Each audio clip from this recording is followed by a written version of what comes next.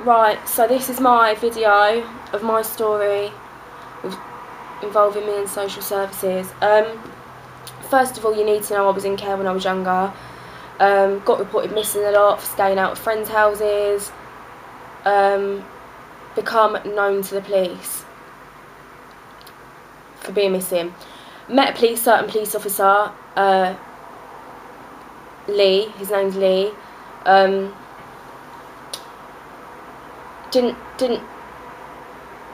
He never understood basically about being in care. Clearly, used to just give me shit every time he drove me home, whatever else. Right, that's that bit. That's Lee out the way.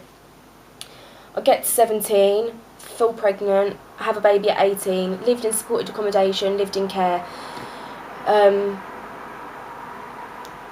When my son turned 2, I got a flat in Ramsgate. I'd been living with my dad for 6 months previously because I was basically homeless. I didn't want to live in someone else's house with a baby. I'd rather have been at home with my dad and a baby other than a stranger. Didn't feel right. So I lived with my dad. Then I moved into my flat February 2013. Come April, my brother Moses, who was also in care, went on the run with the police. I can explain it more in detail. I don't really feel it's necessary at the moment. Went on the run from the police. Every day knocking at my door. Lee. Obviously many other police officers, they never ever come with a warrant. For the first 2 weeks, admittedly Moses was here hiding. I let him stay. And after 2 weeks he had moved on. Within them 2 weeks the police would come round and search for him, but they never found him obviously. And after them 2 weeks I said, Mo, look, you're really going to have to move on. I can't have this with William here. The police coming around all the time. I just didn't want it. And he understood, moved on. This is in April. Come July, a month after my son's 2nd birthday, my brother's still on the run, not here. Police had been here every single day since then. Lee in particular, he had harassed me. And I know people take harassing as the police can't harass you. I've got the evidence he harassed me. I've got a case on him. He harassed me, okay? Don't want to hear none of that. Anyway, yeah, good old mate Lee. Yeah, the 26th of July, the day my son was taken, I was here with my friend, getting ready to go out, and I went downstairs, out the back to go and meet a friend of mine, and there was a police car. My son was up in my flat with my friend Amy, getting ready still. I was literally, it would have been quick down and quick back up again, just getting a ball. Police car. Now, Lee used to come round all the time with another police officer, PC Body. They two together, like they work in partners like that. He knew very well who I was. He knew who I was. I've approached him and said, you here to look for my brother? Like, I've got a right to know. You're going to be coming upstairs? He ignored me. So I said, obviously can't speak to the police like I was told when I was younger. And I'd gone back in. Now, walking back into my block, I'd seen policeman after policeman after policeman after policeman running up my stairs towards my flat. I've looked behind me, seen a social worker. She was a social worker. I knew she was a social worker. I didn't know her myself, but I could tell. With PC Body, and I panicked. I see how many police had already got access to my flat. I knew my son was up there, and I just panicked. How else was I meant to react? And I've turned to the back door and seen them both walking towards me, and I thought, no way, no, that's the police. I don't care. The social worker was not coming anywhere near my son. So I've shut the back door. Me shutting the back door, the police officer was both like pushing it towards one. I was pushing it towards him, he was pushing it towards me. I ended up overpowering him, and I laughed at him, pointed at him and asked him what his wife thought about his strength, being cocky, which probably, yeah, shouldn't have done, but if you knew my relationship with social services and the police, you'd probably understand why. Then I just saw rage in his face. He's punched me in my throat, swung his arm around the door and punched me in my throat.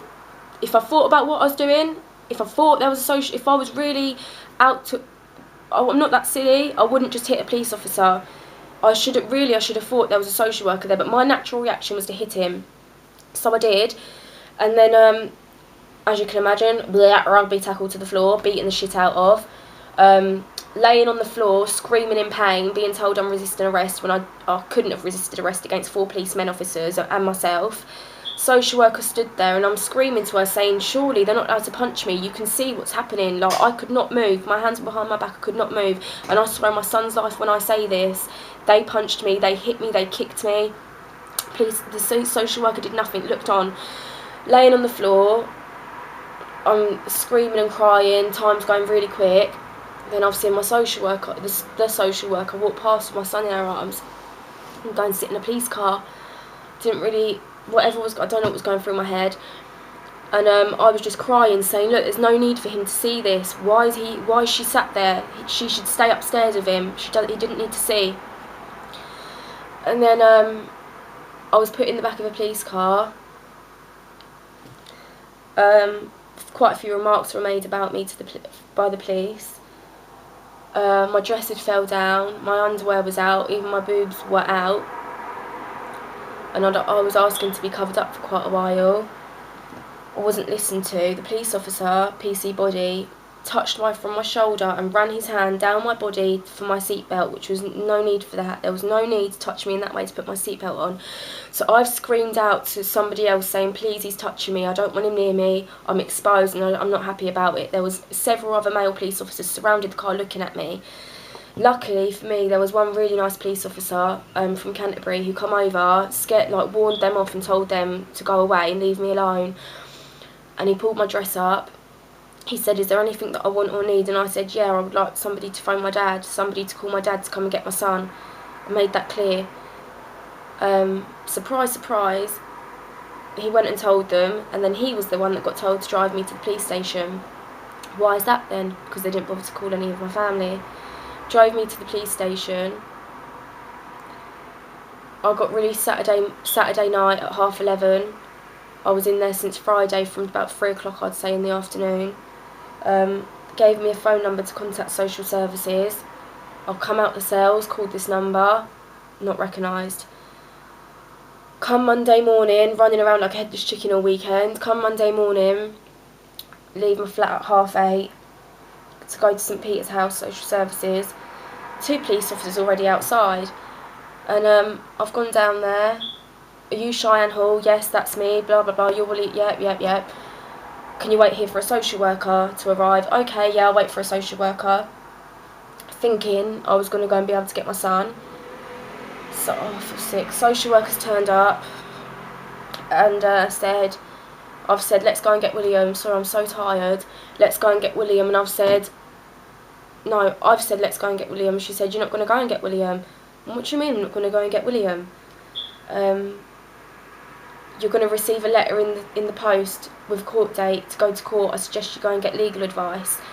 I'm panicking. I've gone to my auntie's house to go and get legal advice like she'd said. I had no one else to turn to.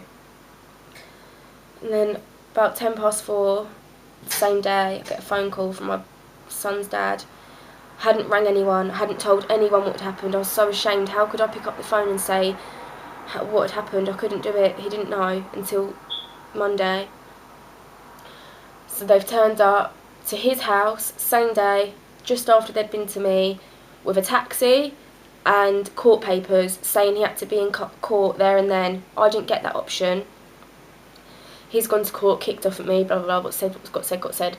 So for 6 weeks, me and my solicitor were trying to trace down the social worker of my son. 6 weeks, no contact for me and my son. His dad had contact set up straight away. None for us.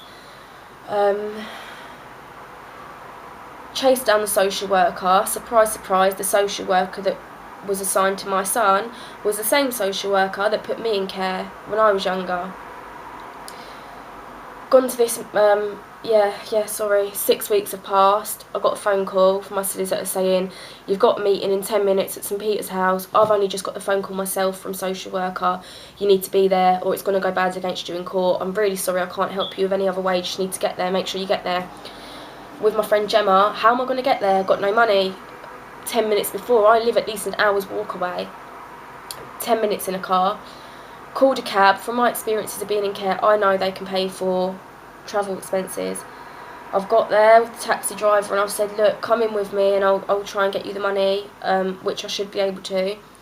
Social workers come out, call the police, I'm not paying for it. And the taxi woman stood there sort of like, what's going on? And I was like, I started to cry. I was thinking, call the police. You can pay, I know you can pay. What do you mean call the police? Taxi driver completely understood, saw what a bitch she was and said, don't even worry about it. And went. And then the social workers turned to my friend Gemma and said, what are you doing here? And I said, oh, she's my support. And she said, no, she's not coming in. I said, she is coming in. I'm allowed support. I know I'm allowed support. We've both gone in, slouched back on the chair, not a care in the world she didn't have, asking me what my defence was for court, laughing, saying the judges are going to laugh at me, etc, etc, etc. Really quite intimidating. Not that I was intimidated, but I can imagine for anyone else it would have been intimidating. And then she gets out a contract and asks me to sign it so I can start my contact up. Reading through it, boom. First thing I noticed is the date was dated 6 weeks ago. Michelle, I'm sorry, but this is not the right date on here. Can you change that? No, I can't change it. It's too late. Do you want contact or not? Of course I want contact. I'll sign it. Crossed out the date. Put the correct date of the date that I'd signed it. Put a note on the other side of the piece of paper to say, I've only just today, blah, blah, blah, such and such date, seen this bit of paper, seen this contract and signed. She's gone off and said, thank you, come back, with the contract still in her hand. And I'd noticed that it had all been scribbled out, what I'd written. And I thought, whoa, hang on a second. She'd put the date again, today's date. She'd crossed out today's date and put the date as 6 weeks ago again. Now that's not right, so I've got my phone out, took a picture, got the receipt of the contract because she said she's going to get rid of it, took the receipt of the contract, which I've still got for evidence. Yeah, that was the first thing what went right. After that, lies after lies after lies. The whole court papers, files this thick, it eventually got to this thick, started this thick, was full of lies, full of, they didn't even get me. I mean, I was in care since I was 12, 13. My family have been known to social services. My mum was in care.